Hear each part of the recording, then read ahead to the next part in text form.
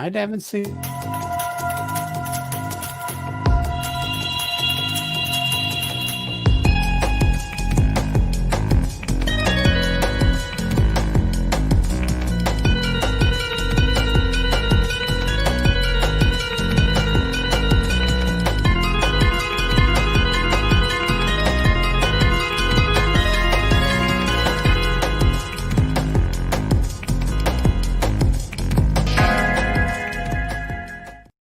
Hi, welcome to the Pipers. We're the Pipers, we're plumbers, and we've got pipes, and if you got cracks, we're here to fill them. Ladies and gentlemen, the first Piper is Keith, not the OG, Tracton, and the Sailor Piper is Devin, the OG. Gentlemen, welcome to the Plumbing Show, and we have many questions here. All right. Are you gonna throw a wrench in the works? You know what I'm saying? Then what's going on here? How am I lit? Am I lit good? A little bit light, but I mean, there's a very orange, pale. Yeah, it could be a little bit lighter. The problem with me is I've got lights right above me. Oh, there we go. Yeah. I don't like this. That's very bright. There we go. Go back to the other. Hey guys, at least I'm not blinding people. Now it's got that subtle evening bar vibe. Hey, thanks for being on, man. We got we got on the screamer here. We have the tattoo lady guy there. I'm thinking of Rory Gallagher, Hexes and Soldiers, Jason Cruz. That's right. AJ Toynbee. AJ Toynbee. I call him the philosopher of war games. And you know what? I think AJ Toynbee is a philosopher. But anyways, gentlemen, how's AC/DC? It's going pretty good. It's going at least from our. I haven't been able to have a chance to get in many of the other events. Keith has, but from our side, it's been going fantastic. Yeah, I mean, this is it. This is what we've been relegated to is space 2001, whatever the hell. We adapt, improvise, overcome. Yeah, no, I know what you're saying. I've been to some killer seminars. Brant Guillory had one on logistics in war games and why you don't want real logistics in your war games. And it was brilliant. And that's why he was joking with me at the end of our game. He's like, you need more logistics counters, Keith. And I'm like, I'm going home. Great, I am home. Hey, so what were we talking about before we got on? We were talking about there were lots of things. We were about secrets which you guys had not talked about. Well, thanks. That's a great interview. And Keith, what's happening in your world, in the gaming world, man? In my gaming world? Yes, sir. We're working on the next two games in the World at War 85 series.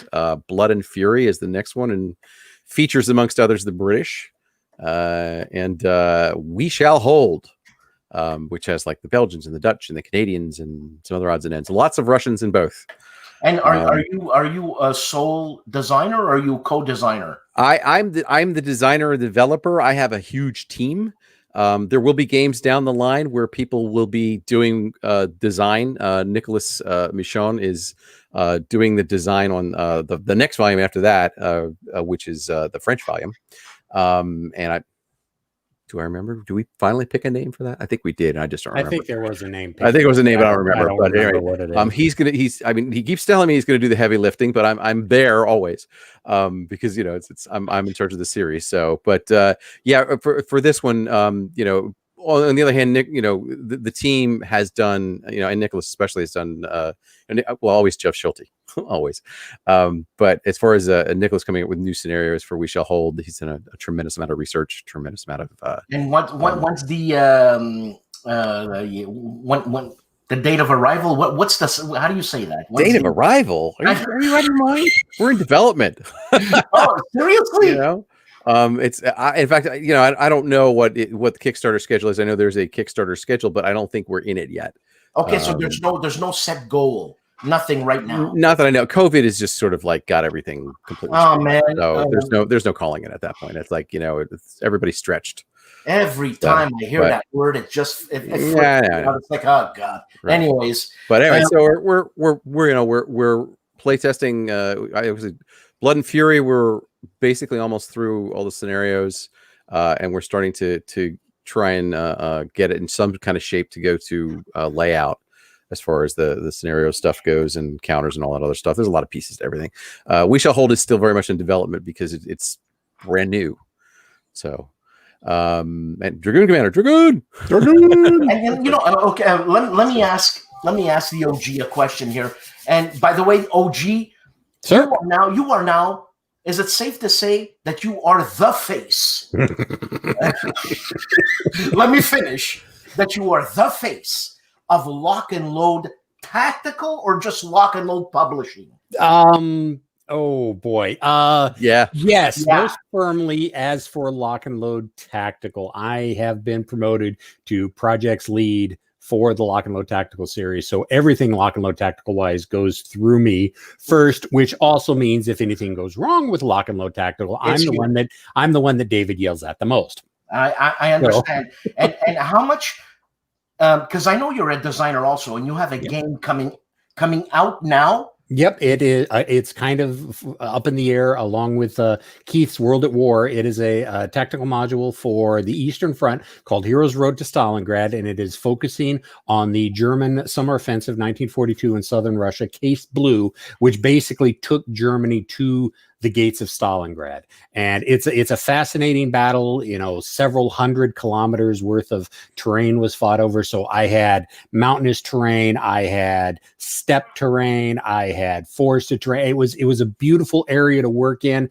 We've got 12 scenarios in it. The battle generator is going to be in there. We've got some new vehicles that we haven't ever seen before for both the Russians and the Germans. We've got a new leader type that we're introducing. There's a lot of really cool stuff in there. At least I think it's cool, but I may be a bit biased. If you don't like it, then we won't like it. Exactly. And in solidarity with Duce, since he's got his wine going. I guess you got the Jack. There you go. So let's go ahead.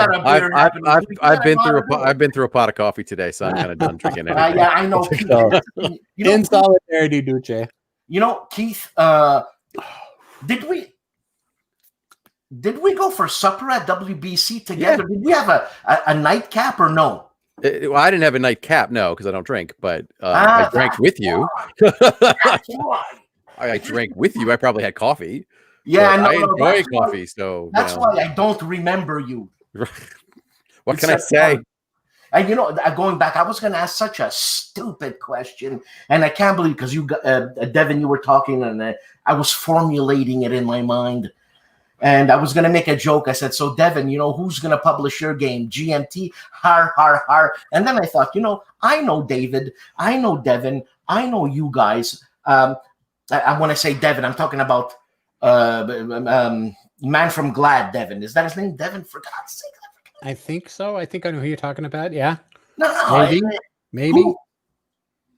Anyways, I even forgot where I was going. Damn. I just remembered. So I was going to say, GMT, I was going to make a joke, knowing David Heath and the family.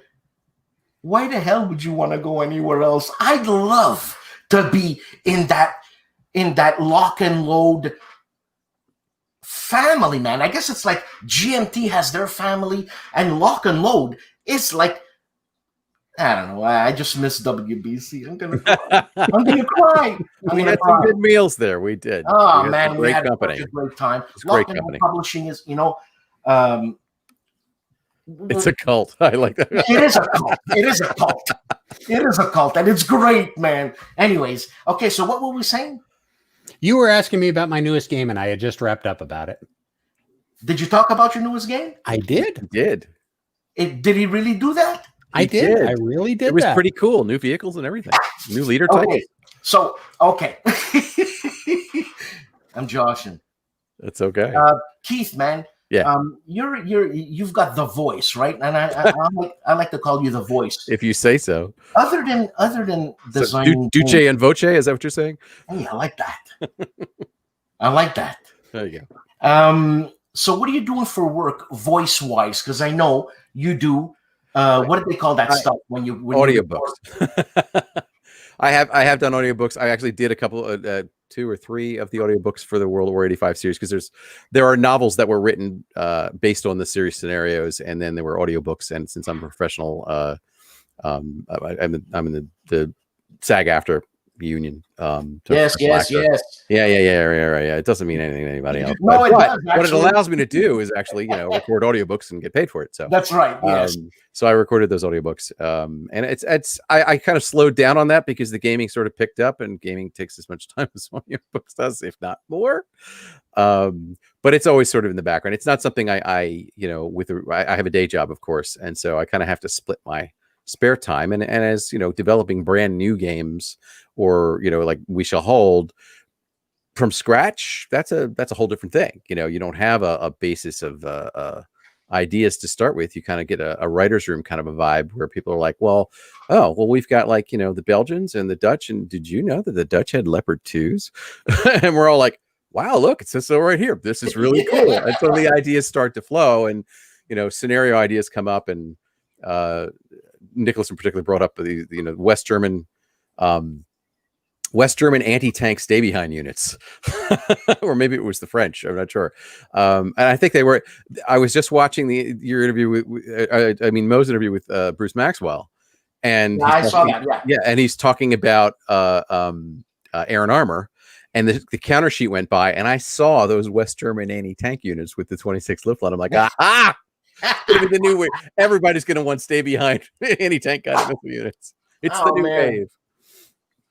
And Devin, it's funny because Keith was talking, and I was actually listening, and it was very interesting. And I forgot what I was going to ask you, Devin. I'm sorry, but no, it's actually it's a lock and load question. Okay. Devin, you being overseer, I'm going to say, of the tactical system, which designers are you overseeing in the whole tactical system? You want to know what we've got coming up, don't you? No, I'm not that smart. I'm not First of all, we've got Ralph, who is continuing his Grenada box set. Ralph, that has been Ralph Ferrari. Ralph Ferrari, right? Ralph Ferrari. I can't even speak, and I'm the one who. I met that guy at WBC, right? And he's got some sort of charm, like a little Italian guy charm. Hey, Ralph, he's such a nice guy. Ralph, he's just great. So he's working on Grenada right now. We've got a very talented female designer, Gina, who's done work with GMT in the past. She is working on a long-range desert reconnaissance group module, and it's going to have a little surprise in it. I'm not at liberty to say that yet. That looks really cool. We're always talking lock and load tactical. Is that right? Yes, this is lock and load tactical still. So basically, I think of it as kind of Africa too, but it's a little bit more than that, because it's going to be focusing more of the scenarios are going to be focusing on the long range desert reconnaissance and the SAS operations in the North Africa campaign. Plus, I'm going to be focusing on some American operations. Heroes of North Africa, the original one, was primarily Italian, Free French, German, Italian. I had a couple scenarios of American, so the new one is going to be focusing on both. Aside from that, Ethan is a new designer who is currently pitching to me Panama. So he's working on building Panama up right now. Who is it? There's Neil is. I'm starting to lose track of everybody. Neil is working. Neil is working on. I want to say Fallujah. And are these? Okay, Fallujah, no, because I'm looking at the games right now, and you're saying Heroes of North Africa. So now there's going to be a new North Africa box set. It's totally going to have totally different scenarios. It's just another setting in North Africa, but most of the scenarios are going to be focusing on the British commandos and long range reconnaissance. Okay, so it doesn't supersede the one I have right here. It doesn't. It's just another game entirely. You don't need to own the first one. Totally new maps, totally new counter sheets, totally new scenarios. It's its own standalone box set. Well, that's great. That's great. And then we've got another guy, Kai, who is working. Is going to be working. No, Neil is working on Operation Goodwood. He's going to be bringing in British forces into kind of an expansion onto Normandy, where we haven't decided if we're going to make an expansion to Normandy or if we're going to make it a full box set, because David has been talking about wanting to update Normandy on Normandy Gold. And I mean, it's still in the planning process. We don't have any firm ideas, but Neil is working on bringing the British forces from Operation Goodwood into the game, because we really want to get more British and Canadian focus. Maybe a lot Sherman of Fireflies. Maybe Sherman Fireflies. So we've been really wanting to get some focus on the British and on the Canadians. And then Kai is working on Fallujah, like I said, and who else? I've got like 5 or 6 guys that have got ideas and pitching to me, and I can't remember them all because I just had a shot of alcohol. But we've got a lot of really good, talented people. I'm overseeing about 5 or 6 projects right now. That's not including the Pegasus Bridge that I'm working on. Once Heroes Road to Stalingrad is that a tactical? That's going to be tactical as well. Man, do you have any games? Do you have any games in the Lock and Load Tactical series? No, and that's what he's not allowed to work on anything else. No, you're right. Don't. And the thing is that bloody hell, I didn't know. Just in the tactical segment of Lock and Load, and I'm not trying to do a Lock and Load segment here. It's just I'm flipping out, and there's a. What's the matter with David? He doesn't sleep, the guy. What's the matter with him? He doesn't. No, I know. He legit does not. Crazy. Anyways. Okay. I mean, sometimes because I stay up late anyways, just because I can't sleep a lot of times. And I'll just come up with an idea and shoot off a private message to him at like 2 o'clock in the morning. And he'll answer. It's like, David, you're supposed to be in bed. I will not tell you the timestamps of some of the emails I've gotten. I will not do that. Man. Well, anyways, I mean, hey, you know what I'm saying? Okay, so you know what, Keith, can you talk about your day job, like what you do as a normal person, or you can't? I can't really. Okay, I'll be right back. Yeah, I can't. So this COVID happened. Has it upped your design ideas, or has it? Has it actually lowered it? As an artist, you need something to look at. You need food to create. Okay, so it's a time thing for me. It's having the time. It's being pulled in a lot of different directions. I can't tell you this much about work, is that we're teleworking as much as we can.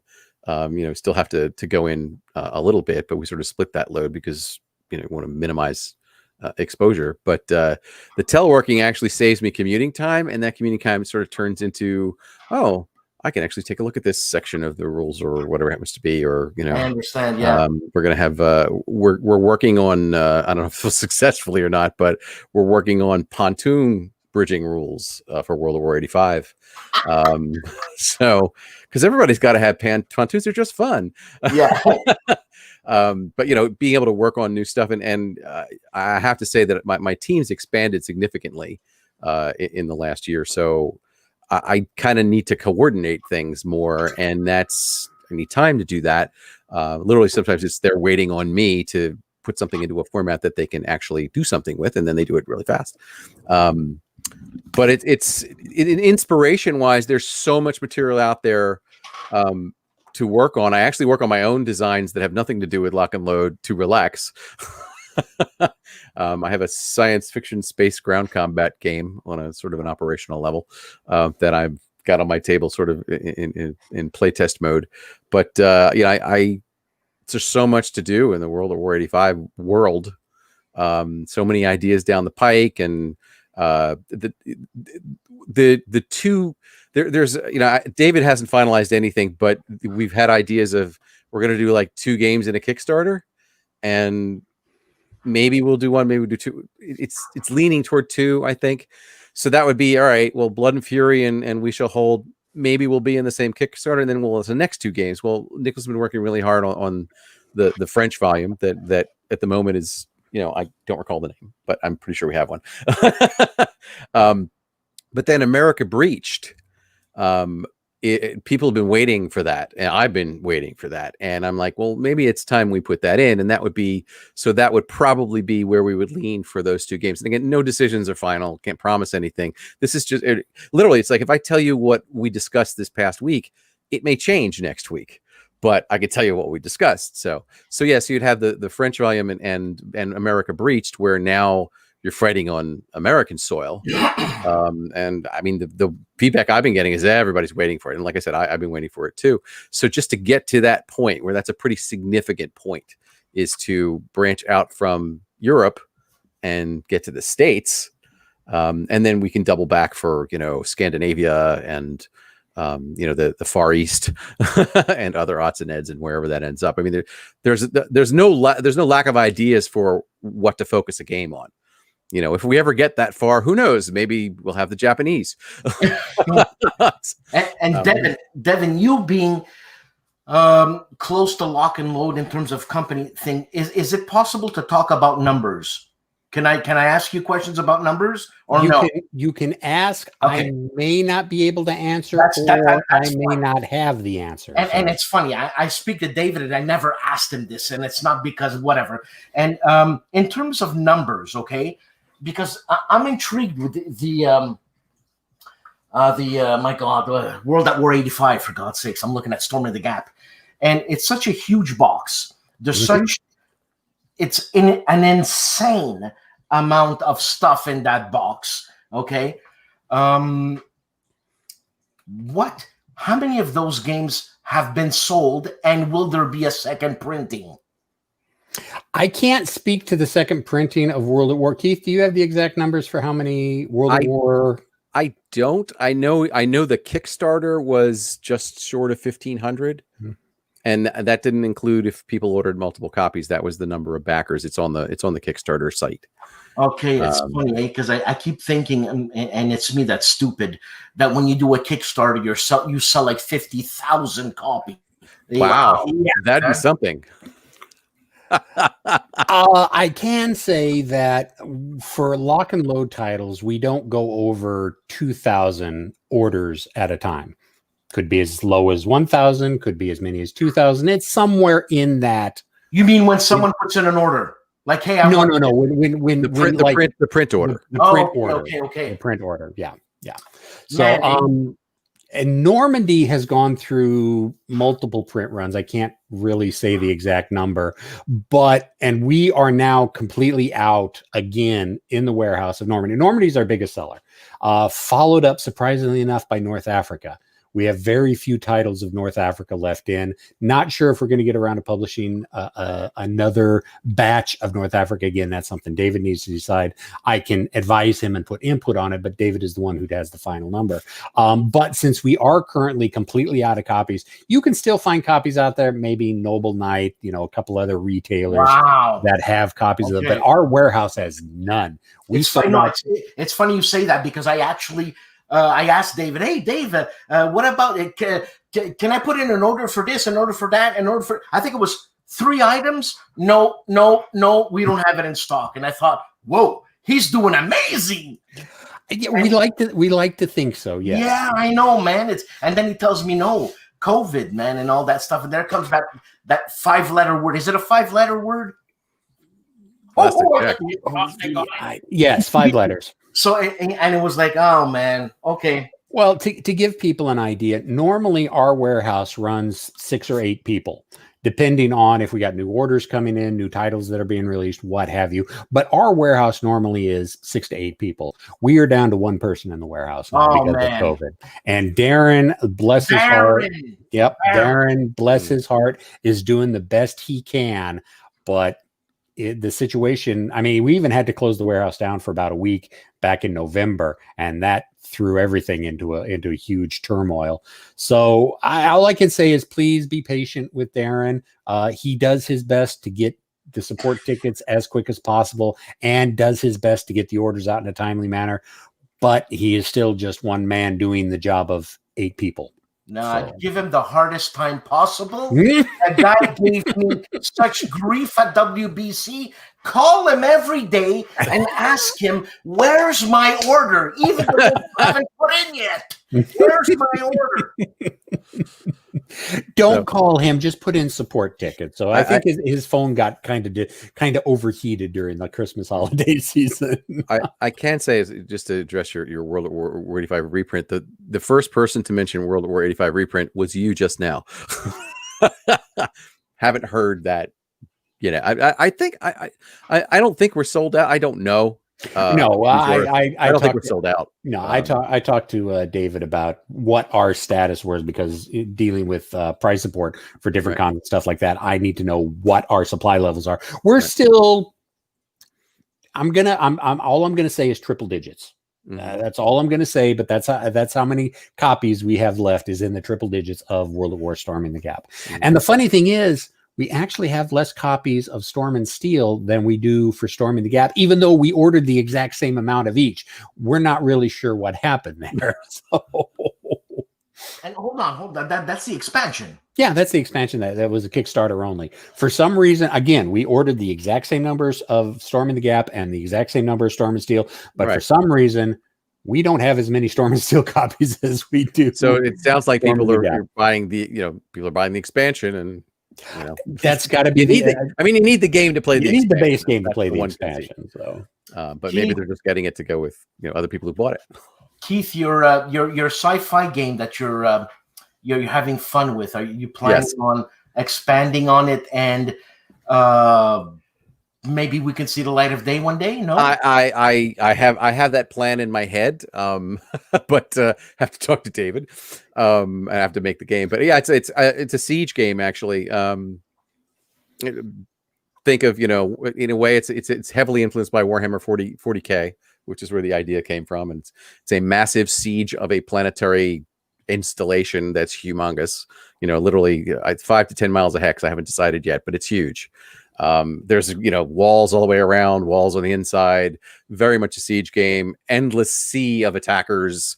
Literally the casualty box is called, it has a subtitle. It says there's more where these came from.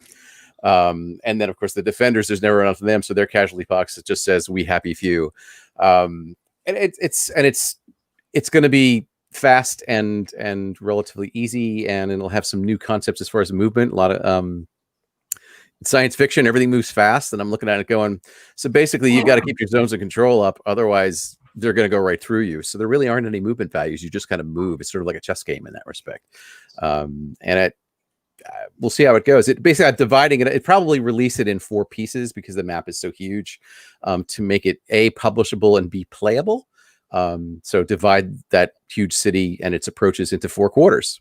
And so each one will have its own game title, and then you can put the 4 together into one big, massive game. Although that will take some time. Yeah. So, And you got a publisher in mind? I was going to talk to David Heath, but does he know about this? Yeah, I've talked to him about it. Yeah, but in fact, I showed him a prototype of the map. So, and do we have to muscle in, or is it cool? I don't know. We got the OG here. We can show David what happens if we don't listen. I don't know. So we'll see. And if and David, he'll let me know if it's possible to put on the schedule or not, and what its marketability is, because I don't know. Devin, you have any other games other than the one you are working specifically on? I've got Heroes Road to Stalingrad, which is for the most part done on my end. My playtesters are putting the final touches on the scenarios themselves, and really we're just waiting on maps to get back. And Keith, no, let's not get into that argument again. My maps are behind his maps. We have one map artist, so Mark has got a lot on his plate. So yes, I hate to say it, but yes, the World at War maps are currently behind the last 3 maps I need for Road to Stalingrad. After that, I've got totally worth the wait, though. Yes, it is.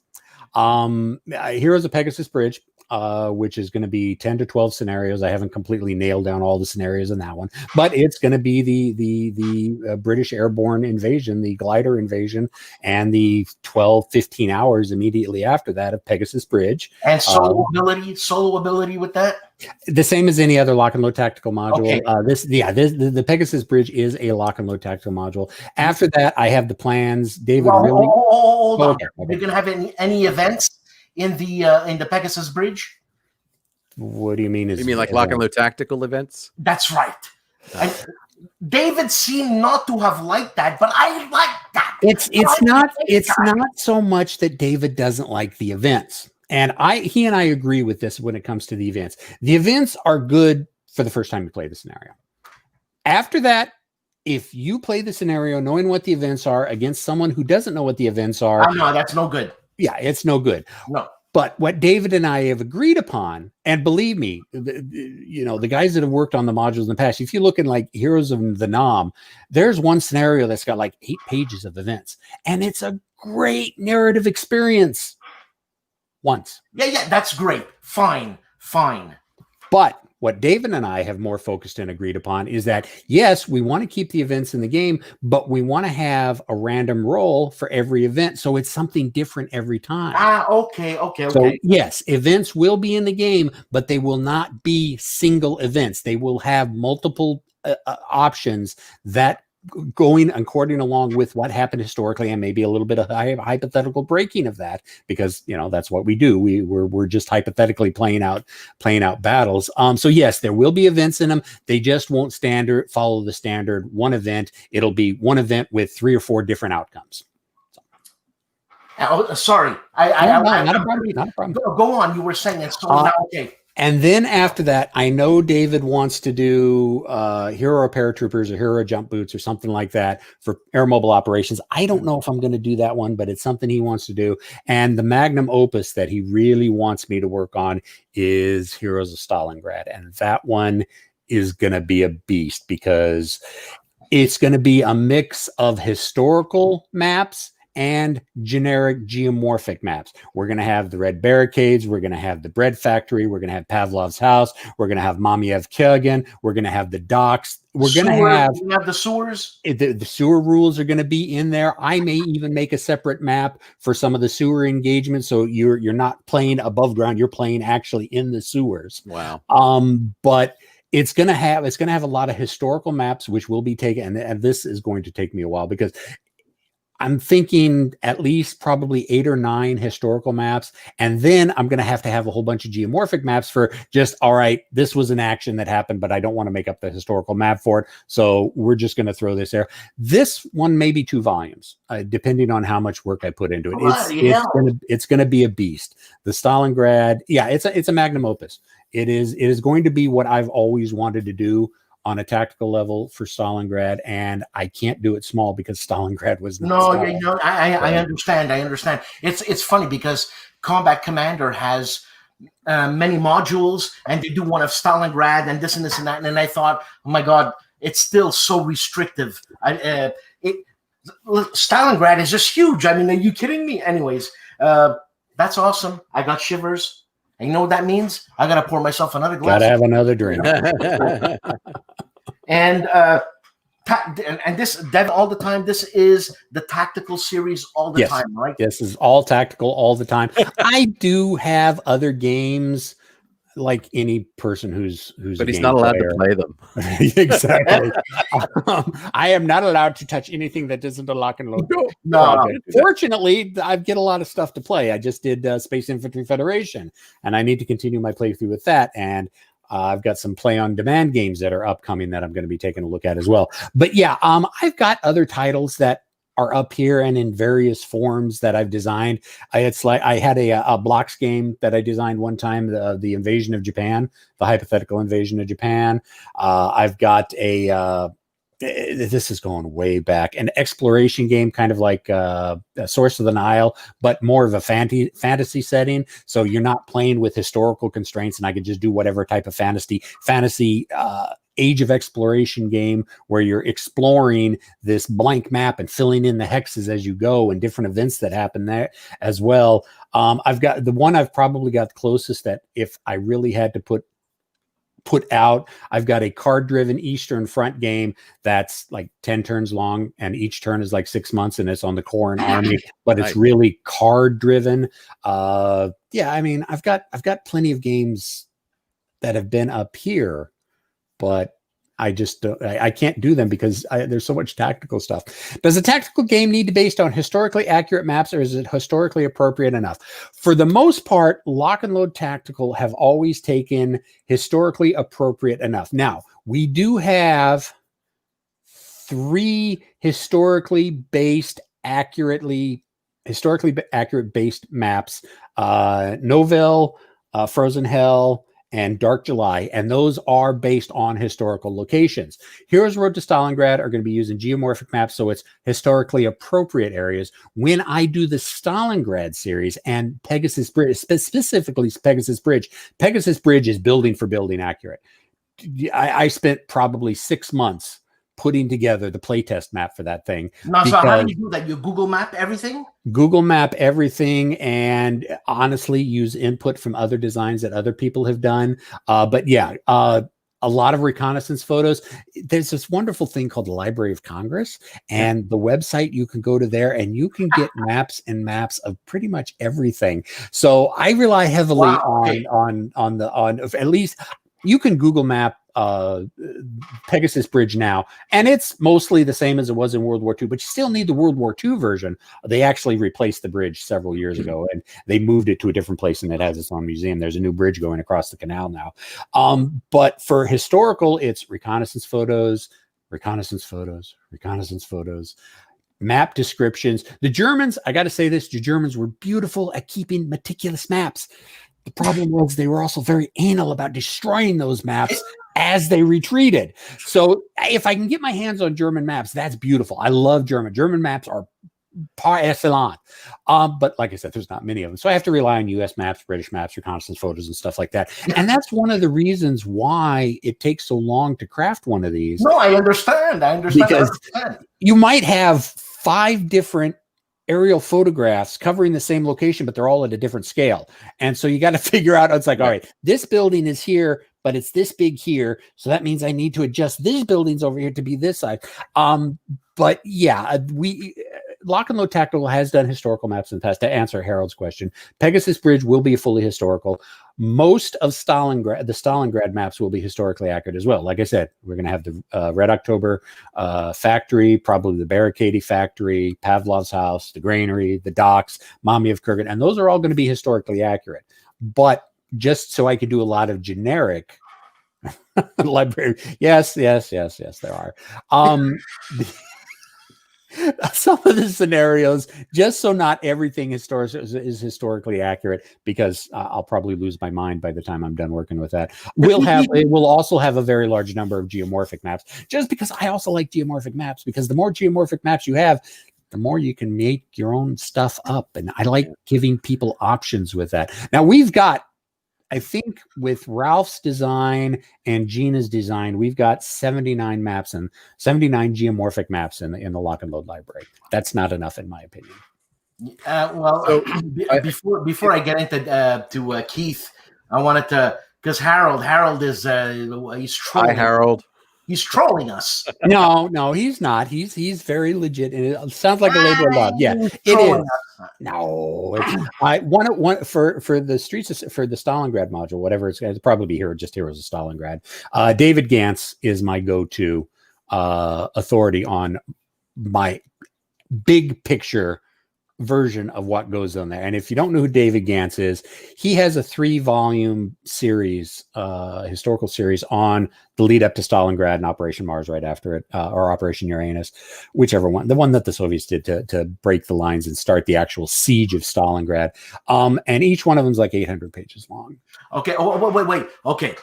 I'm getting into all of this and I've lost what the hell. This is your idea, Devin. This is your thing that you're coming out with, this Stalingrad thing. Mm-hmm. Oh yeah. It's just a matter of scale. It's all about scenario design. Now, the one beautiful thing about all about scenario design. Yes, exactly. The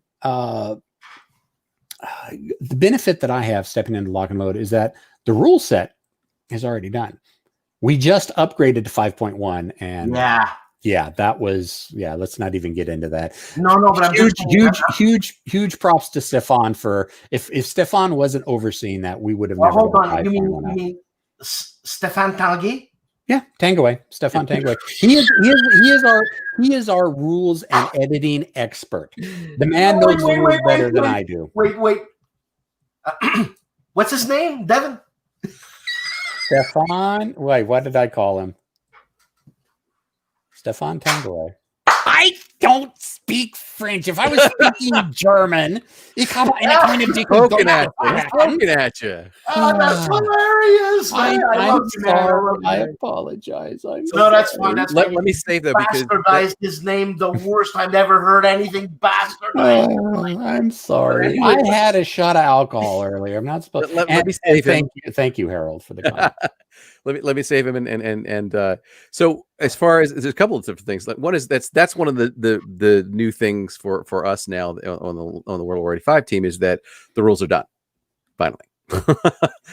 So we're focusing on scenario design. But as far as maps go, just to double check versus historical versus geomorphic, we're kind of doing the same split in the World War 85 series. I mean, behind me is the Defense of Frankfurt. If you put them all the maps in the historic configuration that you get this section of the Fulda Gap. We're planning, we got a really good response for that. So we're planning that for each set of games, maybe not as large, maybe not 8 maps, maybe like 4 and 4. But they'll probably fit together and we may do a scenario for it. But we with COVID and with, box size and stuff like that, we may be limited in what we can put into the next games as opposed to, splitting things out into more standalone games instead of heavier single games. And so we're, for Blood and Fury and for We Shall Hold, for the next 2, we have a giant map set up. Basically I sketched it out and based off of it's interesting, based off of sources. Actually I use the US Army, but then you kind of have to account for urbanization, especially in Germany. So you can have a 1955 map, which is a good start for roads and things like that, but then you have the 1975 map, and then you have to get as close to 85 as you can. You realize there's a whole ton of urban terrain around say on the Weser River, where we're planning on setting our next big set of maps. And there's a lot of urban hexes, which means we're going to have a lot of infantry, believe it or not. And everybody who plays World War 85 knows that infantry fights are vicious. There's going to be a giant infantry fight, which is not to say there's not going to be any armor. There is. But we're going to have new types of terrain. We're going to have dense urban terrain. We're going to have light industrial terrain. We're going to have, I can't even remember the name of it, but it's basically where you have a river that has like a 20-foot cement wall. Mm-hmm. You're not going to be driving down into that. Because that's in the cities themselves. So there's a lot of opportunity to expand on the terrain system to cover things, but it's so densely urban that you get a whole different flavor to it. But we're still going to have in the games themselves, they're still going to have 4 geomorphic maps. The maps we did change a little our strategy. We ran into a graphic issue on this map, which hopefully people will pardon us. It's just a fun map to play on. We've just played on all the time. But we've decided that the interior lines, if these 8 maps, for example, if we were using this example, the interior lines would no longer be geomorphic. So you'd lose 2 geomorphic edges on most of these maps, but the outer edges would be geomorphic still, so you can use them in other things. The reason being that it makes for a much smoother transition across the giant center line you have. Because our rules for geomorphic basically keep terrain out of certain hexes, and sometimes that can make a pattern that's artificial. And so we learn. So in order for the larger maps to work, we're basically saying the interior lines, we're not going to adjust them at all. They're going straight from the our target map, or I should say our source map. But the games themselves will always have the based 4 maps that are always geomorphic. So yeah, that balance that Devin was pointing out between, you have the geomorphic, but for the historically appropriate, Storming the Gap, we did a lot of research on, when we called a city, we tried to make sure the map configuration was as close as possible to, there's a city here, and oh, look, there's roughly a city here, and oh, look, there's roughly a city here. And if you go to Google Maps, you can see that to some extent. And yeah, we have to make compromises. It's impossible not to make compromises, but we think it came out pretty well in terms of distances and things. So for, the next set of games, each base game is going to have 4 geomorphic maps. And then as we release them in sets of 2, if that's what we end up doing on Kickstarter, 2 at a time, we're probably going to have like 4 maps as part of one and 4 maps as part of the other that together would be a giant one. But then we're going to have these 4 map scenarios with historical maps. Jeff Schulte is the lead on that. He does amazing monster scenario work, as anyone who has played Defense of Frankfurt, let alone more than once, will attest to. We're trying to enlarge his team as well, because he loves playing that stuff, but he's like, let's get more people in it. I'm like, yeah, absolutely. So why, Keith, have you gone off on the hypothetical train? Haven't. What do you mean? Well, let me let you clarify. What do you mean by the hypothetical? Meaning, like you're really engrossed with World at War 85, and I understand it's huge, and there seems to be in the industry. Because I only thought it was Tai Bomba. I used to do these games like 35 years ago. But the thing is, a lot of people are doing it, and and the Storming the Gap, Storming the Gap, World at War 85. God help me, Lord Jesus. Did I just say that? You made it through. Yeah, thank you. World at War 85. I've never seen a box so full. I'm flipped out. And we seem to be going that way in terms of when I think of Lock and Load, it seems to be the emphasis is on that hypothetical World at War 85 with the books, with the audiobooks, with the huge amount of games, with the expansions. It seems to be an investment on that title. I'll put it to this way: when this project first restarted, because David's the one who he instigates these things. The original plan was for 8 games. And the big difference was that there were going to be 8 standalone games. Now you notice that we have an expansion off the first game. It requires the first game, but it was part of a Kickstarter, so it was wrapped together. So if you bought into the Kickstarter, you were going to get it. And we didn't know it was going to be an expansion. What happened was we were blessed with success. And as the Kickstarter proceeded, we had more and more stretch goals. And now we're like, how do we package these? And David came up with the brilliant idea of, well, everything that's not the main game should go into an expansion box. He came up with that. Perfect. And so you ended up with, well, it turned out there were so many counters that they were really heavy. Yeah. They're very good about replacing games where the corners might split on chipping. I don't want to say that's the rule, not by a long chalk, but even I have one where the corner split. I'm a big tape it up fan. I just do that. So I'm not worried about it. But the idea is that it is a production limitation where we don't want to run into that again. But also just because it's expensive to have all the pieces in different places rather than just make a game and ship out the game. So we're trying to pack a similar punch to the base game into a similar number of counter sheets with a similar number of maps. 4 maps, and I think it's 7 or 8 counter sheets, maybe 9, I think would be max. That's a lot of counters. We're trying to redo the player aids. Seem to, some people were like, wow, that's a lot of player aids. Really, the players are just. I thought you were talking about the player's aid. That's not that's not a player. No, not the player's aid. Player aids, the cardboard things. I'll be right back again. Sorry. Yeah, so we're going to be like transferring some of those that are more chart-like into these scenario books, which we're going to call companion books. And that way, you have it as a reference for that specific game because it is for that specific game. So we're trying to streamline it. I'm personally trying to streamline the scenario layout so that things are much cleaner. The information is in an order that you use it, and you don't have to go fishing around to see, well, what turn is this reinforcement coming in? You're just going to have a master list of reinforcements in turn order, and it doesn't matter which side they are because you're going to look and see, oh, that's Russian, and then the next turn there's the British, whatever it happens to be. That kind of, we get a chance to tweak it now that we've had a chance to catch our breath. But yeah, so we're trying to make the bites more digestible, but still have lots of flavor. Does that make sense? Yes, it does make sense. Hey, Keith, can you answer this? Yes. Best starter game to lock and load. It's funny. It's actually, I can answer, but it's just my personal preference. Yes, of course. I like the starter kit because it is all you kind of really need to know to start. Yeah, he was specific. But if I had to, I'm going to tell you my favorite game, not necessarily the one you want to start with. Actually, I have 2 favorite games. My favorites are the modern ones. So I like Heroes of the Falklands and Heroes Against the Red Star. And that's sort of the way it is. I think I played the World War II one more. I played the Heroes of Normandy more. I actually started on Heroes of the Nam back in the day. A friend of mine came over. He said, "Oh, I have this great game. It's called Heroes of the Nam." I'm like, Oh, okay. And we played it. We had a blast. We really did. You know, the Heroes of the Falklands. Crap out of me.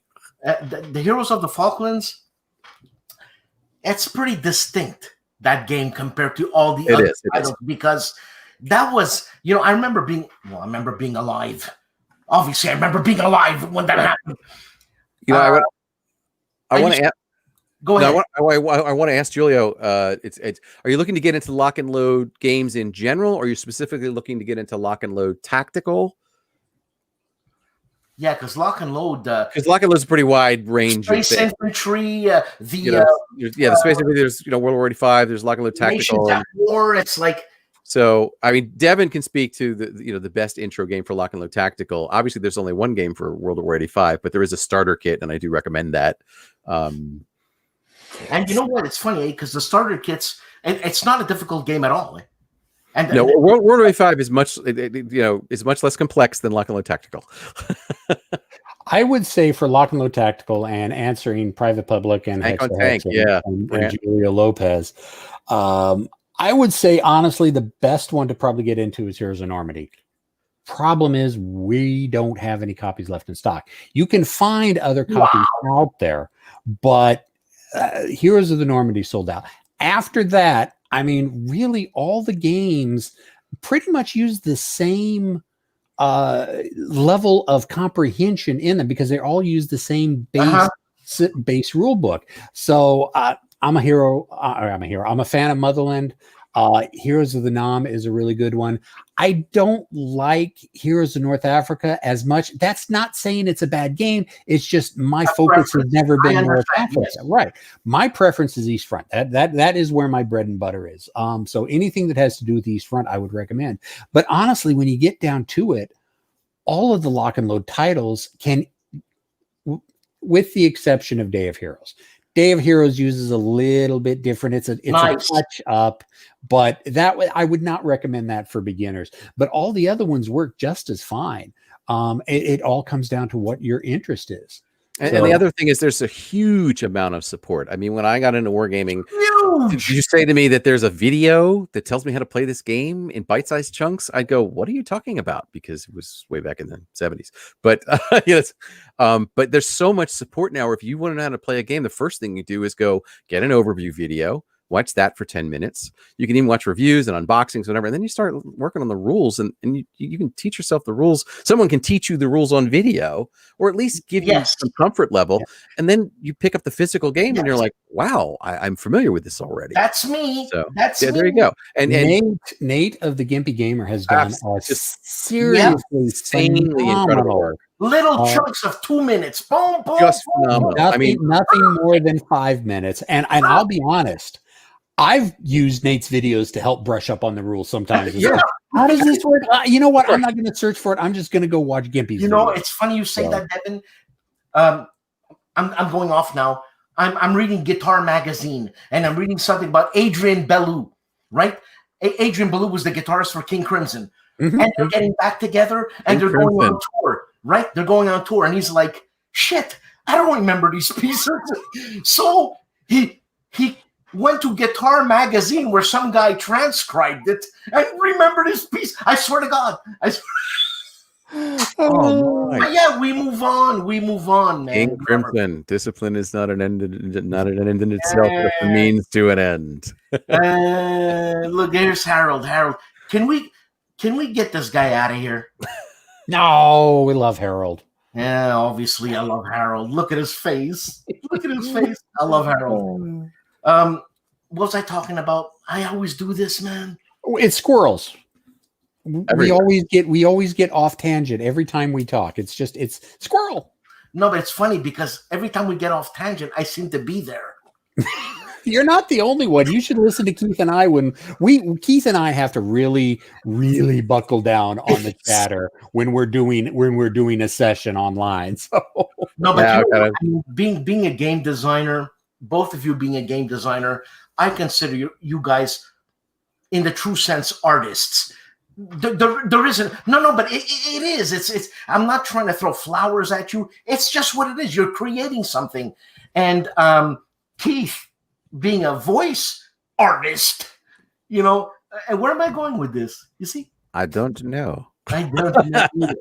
Anyways, Dan, you go anywhere you want. That sound like your grandmother? It's like, you know what, Keith? I was always curious how did you meet up with Lock and Load Publishing, David Heath, whatever. Like you're an anomaly. I've told the story before. Some people, so I apologize if I'm boring someone with repetition, but the Siege game I'm talking about is set in a universe that a friend of mine originated in high school, and he has since passed away, and he gave it to me, and I was developing part of it because he had opponents, and then he had the Terrans. Sounds like space infantry. And he said, Keith, you develop the Terrans because I don't want to do that. I'm like, okay, I'll do that. So he passed away, but it's always in the back of my mind, and I have his materials and stuff. And what happened was that sort of double back for a second to Warhammer 40K has these epic books. Some of these books that are written to support that game are amazing. I don't know if you guys know the author Dan Abnett, who's done movies and books and comic books and stuff like that, but he's one of the lead writers in the along with Graham McNeil on the Black Library, which is 40K's huge library of all the books that support 40K. I'm not a 40K player. I don't have the money for that kind of miniatures. But I do read books. And so I started reading, and one of those books had a siege in it at this epic scale. And I scanned the map from the book and blew it up and put hexes over it. And I basically was homebrewing a game that you could never publish because it was all, Warhammer Games Workshop stuff. And I posted these pictures of the huge amounts of, just like what I described before, huge amounts of enemy units charging the walls and lots of people, in the city defending, and Imperial regiments who were sent there to support them. And if anybody is familiar with the series, I had Gaunt's Ghosts as one of the regiments in there. That was what inspired it. Was one of the Gaunt's Ghost books, for those who know. I basically made the siege, and I started posting pictures on Wargamers on Facebook. And I also was kit bashing the first edition of World at War 85. I had ordered Eisenbach Gap Deluxe, which was a reprint of that, and it didn't show up forever. And then apparently David Heath took over, and they fulfilled these pre-orders, and it showed up, and I started playing it and having fun with it. I was kit bashing with the old MBT because the hexes were the same size and the terrain was very similar, but I wanted a bigger map. So, and I was posting pictures of that, and I get I get a message one day on Facebook from David Heath, and it says, "I hear you design maps and counters." Now, my time is, as anyone who knows me, my time is kind of like, I got to be really careful. Like, it's just, you got a family, you got work. It's like, you can't take up any old project. And I instantly, I messaged back to him. I said, in my spare time. He said, well, why don't you give me a call? Which is his trademark, which I did not know at the time, is he talks to people. Yeah, he'll call you. He talks to you on he's the phone. I love the guy. You need that input. It's really hard to message people and really get stuff done. So he called, and he was talking to me about this project. And of course I knew about, World at War, and he said he wanted to redo it as World at War 85 and see what we can do with it. And in the end, we end up sort of transmogrifying it because we had to be completely re-examined. So it was basically starting from scratch. But he's like, do you want to do that? And that's where it started out as like, we think there's going to be 8 games, and you don't want to do 8 games at the same time. If there's any designers on here, you know what I'm talking about.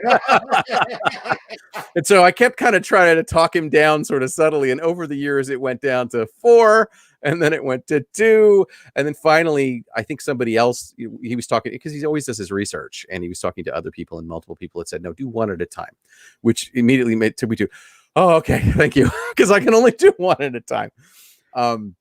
Took a long time to investigate what we had, find out what we didn't have, tear down what we needed, build everything back up so it was consistent together. That's why it took so long from when the project initiated, which was end of 2015 is when I started this. But that's how I met him. It was him messaging me, and then us having a phone call, and then thinking about how to do it. And I've always been a huge fan of the alternate World War III genre in novels. So I have read just about all of them. There's a few I missed, which were actually pretty popular, that I've since read. First Clash. I always thought I had read it because I had a map that said First Clash for MBT, but I didn't realize I hadn't actually read the book it was based on. So, but when you know, the World at War, the book that Sir John Hackett wrote, and then World at War Untold Stories. I read those novels back when they came out, and they were interesting. And there were lots of, you know, variations on them that came out over the years. And I just read them, and some I don't even remember, but I know I read them because it was sort of my thing. And in 99.9% of them, the Soviets lost easily. It was a complete mismatch. Yeah. And then you get to Ralph Peters' Red Army. Red Army. Yep. And it totally turned everybody, you know, it turned it on its nose, because it's like, they don't have to win the whole thing. They just have to win a part of it. And here's how they do it. And I won't spoil it for you because it's really worth reading. But it gave me the sense of, you know, I need to investigate more. Well, what would be the realistic possibilities of certain tanks taking on other tanks and things like that. And it heavily, you know, that and all the other books heavily influenced the development of World War 85, all from that message that David Heath sent me. Okay, guys, I'm going to do something here. The show is over, but wait. Everybody wave bye-bye. Officially, the show is over. So let's wave bye-bye. Okay, bye. Bye. Thank you for coming. Okay. It's over. Disclaimer. Okay, guys, here we go. The after show. Let's relax a bit, right? For God's sakes. Devin, lock and load and you. This is new, right? It depends on your definition of new. Yeah, that's what I want to know. I've been I like to call them associates. Maybe just because, you know, David is known in some circles in the wargaming community as the Godfather. So I have been an associate. I didn't know that. I didn't know you guys that. didn't know that? No.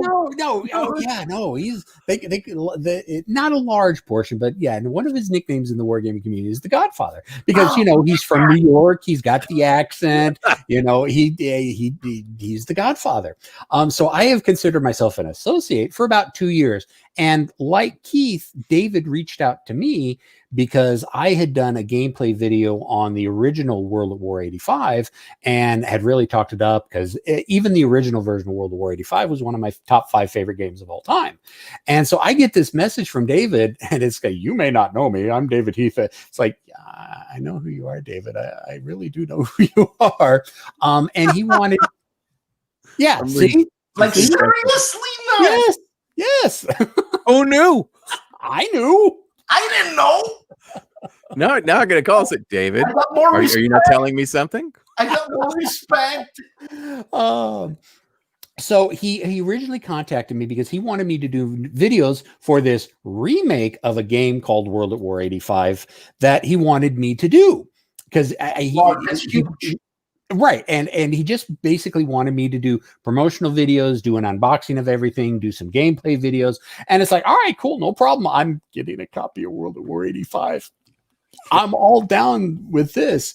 And it kind of took off from there. And as we just kind of discussed and we kind of talked and everything, I just kind of let it be known that I had done scenario design work for the Advanced Squad Leader game series. And that perked his ears right up. It's like, wait, you used to design for Advanced Squad Leader? Yeah, so I worked for Critical. I used to work for Critical Hit Incorporated. I got like 4 titles out there that have my name on it, and probably a dozen more that I helped. I didn't know you worked for Critical Hit.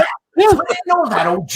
I had all those modules go through my hand. I don't have any more. I don't like to brag about it. Shut up and just talk. This is the after show. You can say anything you want. So as soon as he, you fucking Dan. Really, it's the after show. It's okay.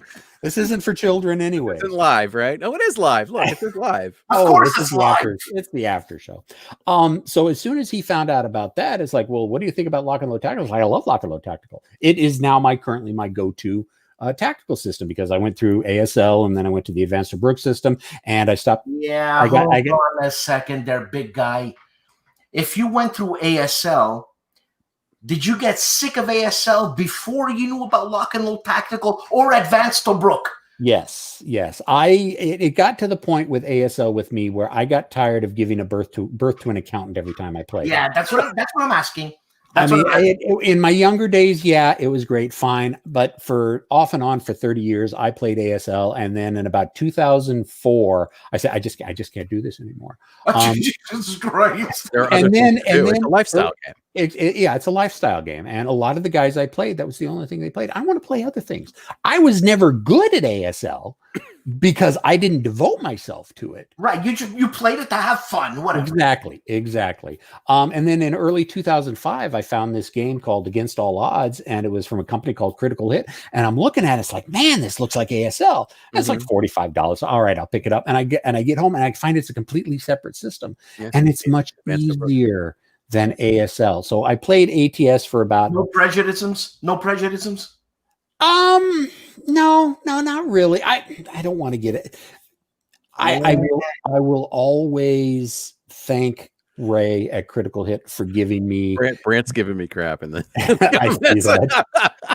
I will always be thankful to Ray for giving me the opportunity to design ASL and ATS scenarios for him. I can't do ATS anymore. I love the game. His brave business practices, and everybody who plays ATS, there's a lot of guys, Mitch Land and Tony's Board Life, Mark Cabrera, a good friend of ours, Keith and I's. We've all done ATS. We love the game. We just don't like Ray's business practices because he likes switching things up so often. I don't want to get into it, but so I worked for Critical Hit Incorporated for about 2 years, and like I said, I have 4 titles to my own name and about a dozen more that I helped other guys with, Andre Garello and a whole bunch of other good guys. And at about that point, I just stepped away from tactical games completely till a couple of years later, I got into Lock and Load Tactical, and Lock and Load Tactical is I don't hurt after I play it. So obviously that became my go-to tactical system. So. I have a quick Lock and Load Tactical digital story. I got one of the beta versions, and I took lots of a regular scenario, and there was a bug, and so the U.S. I was playing as the Soviets against the U.S. The computer's playing the U.S. and every single turn, an A-10 came over and killed one of my tanks for 10 turns. Fortunately, I had 14 tanks, and I won the scenario. Okay. Yeah, that was one of the early versions of Heroes Against the Red Star. Yeah, hey, talking about an A-10. Keith, I don't know if you were in the Army, Air Force, this and that, but you're an enigma. I am doing my government service now, you could say, but no, I've never been in the military. Okay, A-10s. Have you guys ever really seen an A-10 in action? Yeah. And is it really like shooting at something action or flying? Flying with Naval Air Station all the time. Like, is it incredibly impressive? Like, oh my God. It's a freaking really interesting aircraft. Does it run really slow, man? Like, oh Jesus! When it fires the main gun, it slows the plane down. And it's not like it's funny. It's not like it's a fast plane. It's not fast to begin with. They used to do training circuits around. I mean, because we've always been by well, it's not a naval air station anymore, but there were a lot of different planes that flew out of this airbase, and we'd see also F-15s and F-18s and whatever the latest thing was. Occasionally, Air Force One would fly by, but the A-10s were pretty routine, and I think that might have been Air National Guard, and they're not fast, and they're like loud, and you're like, wow, that's really cool, and I'm glad they're not shooting at me. You know what? I mean, just a psychological effect. Yeah, Brant. Yeah. It's beautiful. It's just like, get the hell out of my way because I'm sending my mother-in-law in, man. All right, guys. Group mind here. Wasn't there a nickname for? Oh, there you go. That's right. This is the shell for the GAU that the A-10 fires. Are you freaking kidding me? Nope. This is the shell. I've got a big hand, and this dwarfs my hand. Now, this is a replica. I mean, it's not. It's not. Oh no, it's a real one. It's the real size. That's what you got at Contact Atlanta. Yeah. But that's why they put it live. It's not live anymore. No, it's not live, but it's a real one. It's not a replica. It looks like to me, Devin, with that hole there. I know exactly what it looks like.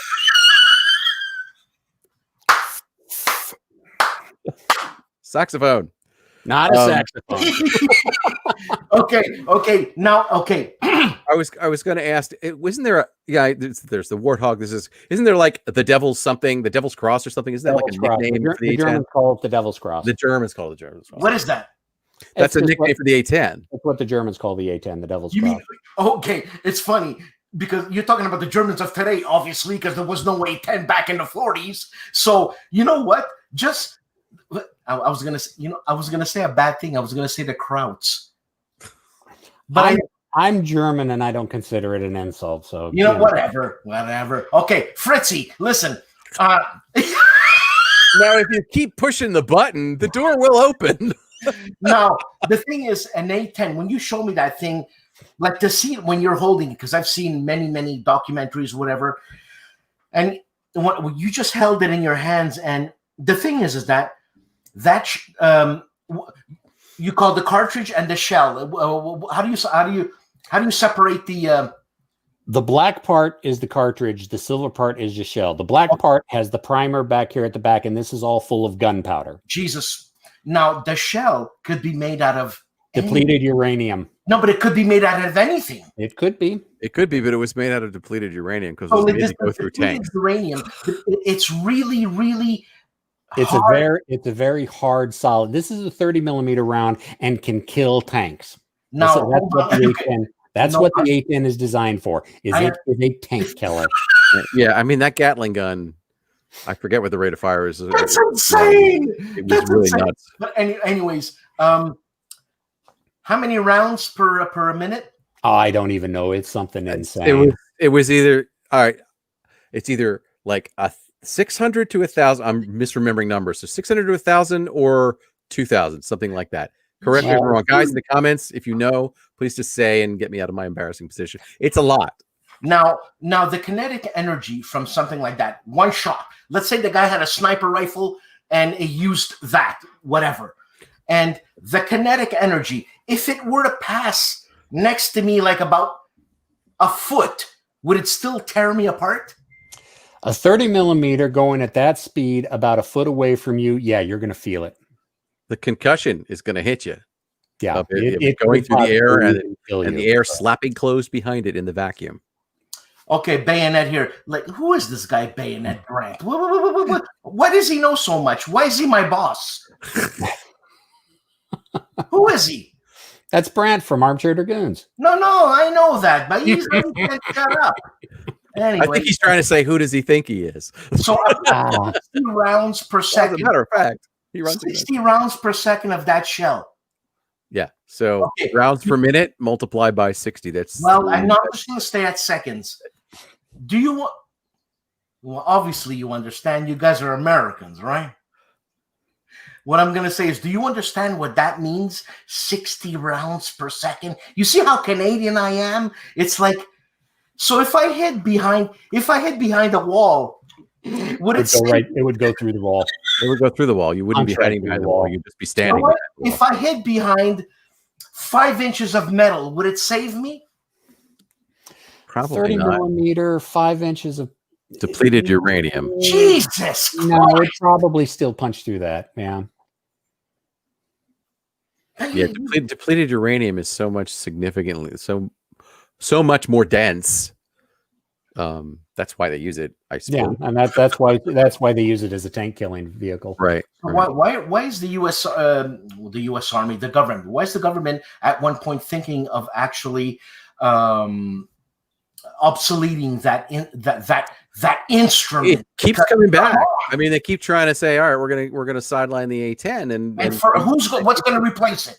Nothing. Right. That's sort of the point. That's why the A10 is still in service. How many planes you got that have a titanium bathtub for the pilot? Because Jesus Christ. Because that's what you need with a ground attack plane, because that's where all the fire is going to be coming from, is underneath them. Yeah, if you want to know how the A10s operated, they operated a lot during the first Gulf War, and there's a lot of videos, and there were some of them that just got tore up from ground fire, but they just kept flying and came on back. The A10 is an impressive vehicle. You don't retire something perfect like that. Well, there's a reason why the 50 caliber is still in operation. The B-2 bomber is still in operation. The B-52 is still in operation. I mean, I think B-52. B-52s, yeah. It's still in operation. Oh, yeah. They fitted them out with cruise missiles years ago. B-52 we're talking about. B-52, the big one. Do you know how many cruise missiles it can carry? Oh, jeez. Because it's a strategic bomber? We used them in the Gulf War. I thought it was only like the Spirit Fighter and the F-117. Now we used when you think carpet bombing in World War II, that ain't nothing compared to carpet bombing with a B-52. Although Jesus, I'll put it to this way: in Vietnam, people may or may not have heard of the tunnels of Cu Chi. It was a sector outside of Saigon.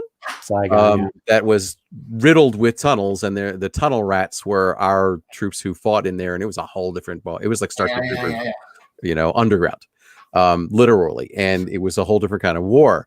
And in the end, the ground was basically such that they could build these tunnels, and the solution turned out to be 500-pound bombs from B-52s, because it made a 30-foot crater, and that went through the level of soil that could be used for tunneling. So they couldn't tunnel anymore because there was a crater there. Multiples. Okay, here. Oh yeah, B-52, and that was Vietnam. What's Brant saying here? What's he saying? What's a DU? I think he's saying Duce.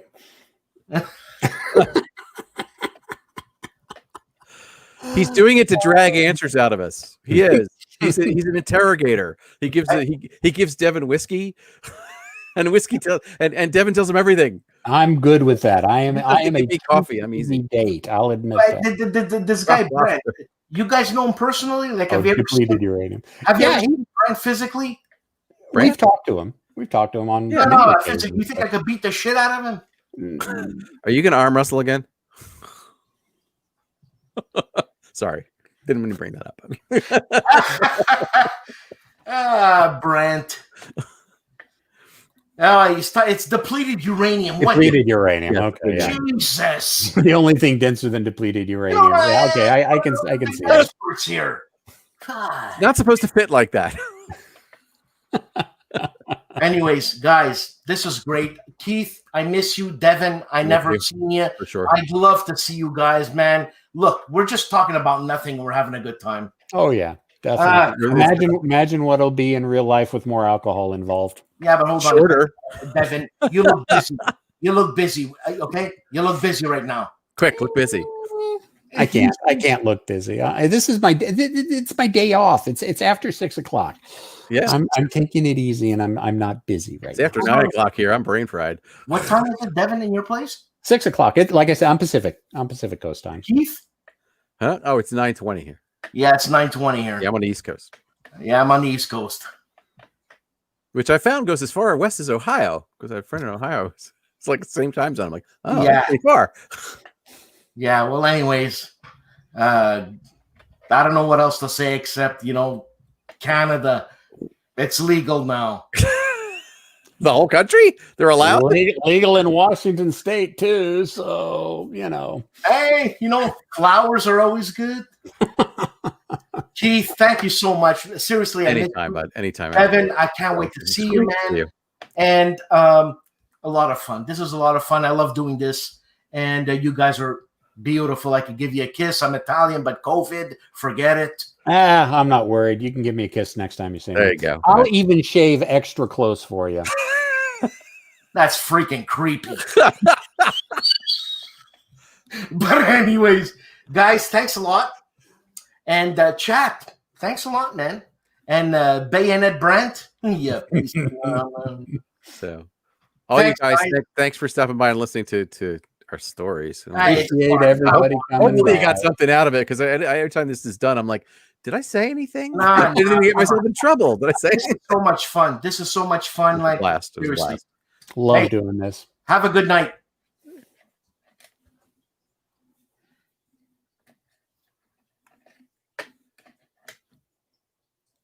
Looks like he forgot to push the button off. We have the meeting to ourselves. Hi, guys. We have control of this channel. But you know what? It's still live. Out of respect to Il Duce, I'm just going to go ahead and go. There he is. There he is. Push the button to turn it on. That's live. It's twice I do that. Yeah, but once didn't have everybody else in the chat. Oh, I love you, Dan. I really do. All right, Take care, Dan. man. Dan, all right, we'll want to talk to you soon.